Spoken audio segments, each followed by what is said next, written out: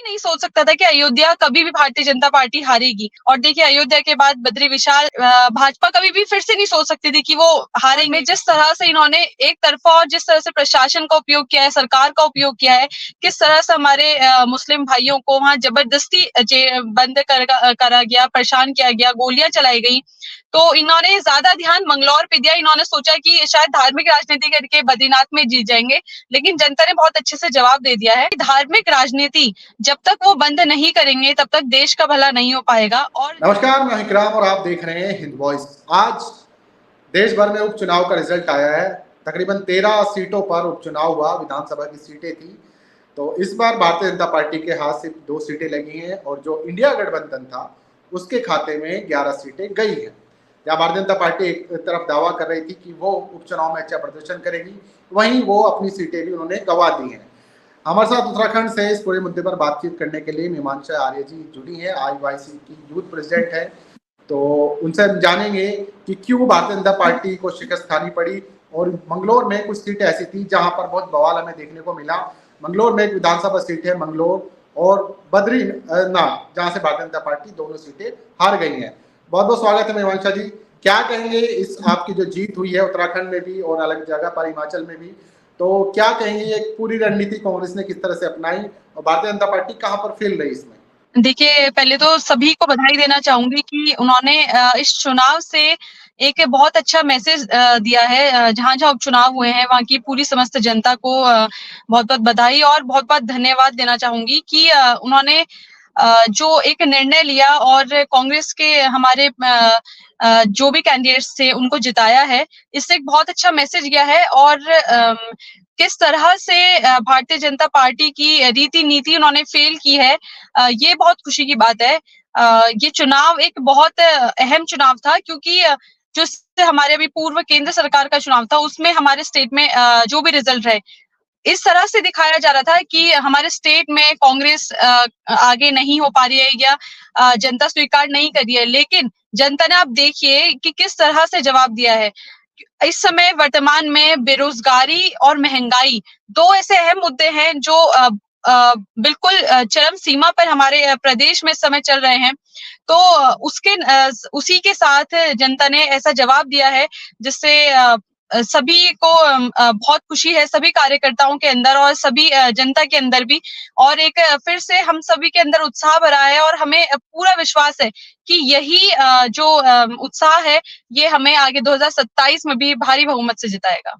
लेकिन इन दोनों सीटों के लिए भारतीय जनता पार्टी ने पूरी जान लगाई हुई थी।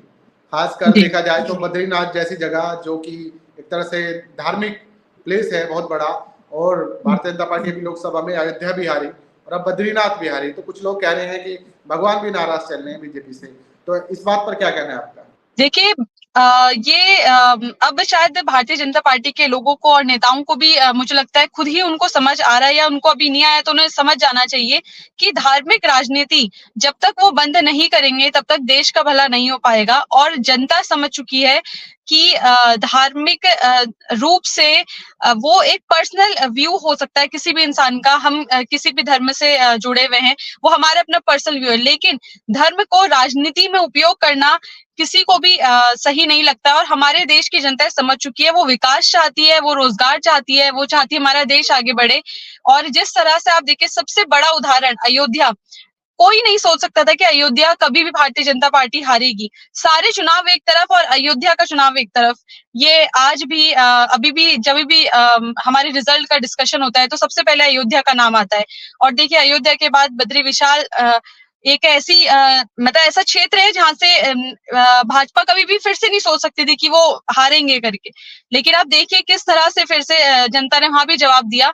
तो जनता समझ चुकी है कि सिर्फ धर्म की राजनीति कर रहे हैं।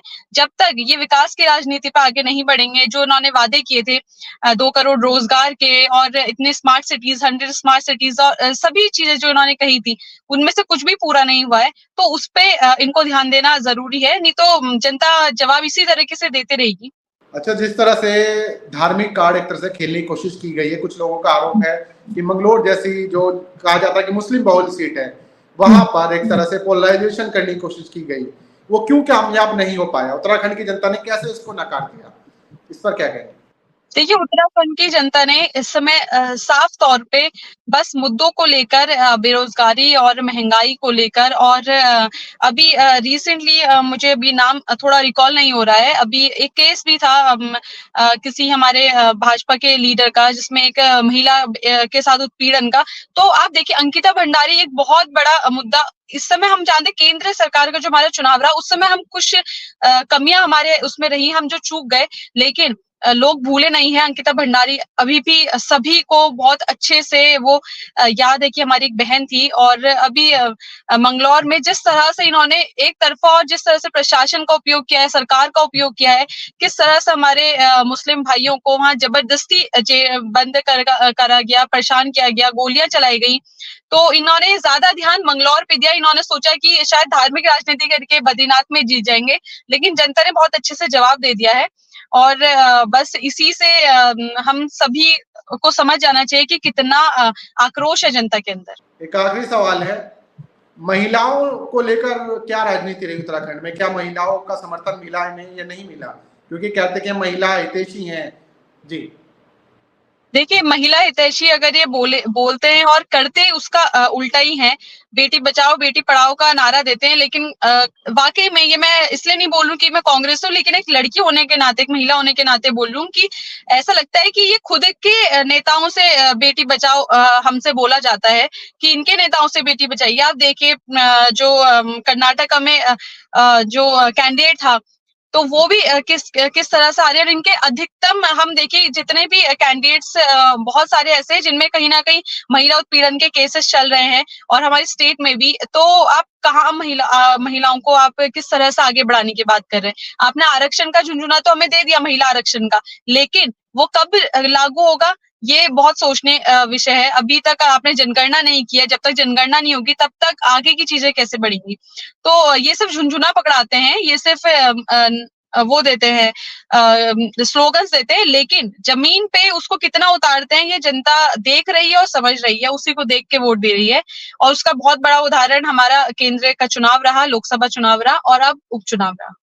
बहुत बहुत शुक्रिया मीमांसा जी इस पूरे मामले पर अपडेट देने के लिए। आज उपचुनाव था और उपचुनाव में जिस तरह से भारतीय जनता पार्टी के हाथ हार लगी है, उस पर उन्हें सोचना होगा कि ये सब क्यों हुआ। किसी और एपिसोड में भी इनसे जरूर बात करेंगे। बहुत बहुत शुक्रिया मीमांसा जी हमारे साथ जुड़ने के लिए। तो आप इस एपिसोड को ज्यादा से ज्यादा शेयर कर सकते हैं। जल्दी मुलाकात होगी, तब तक के लिए दीजिए इजाजत।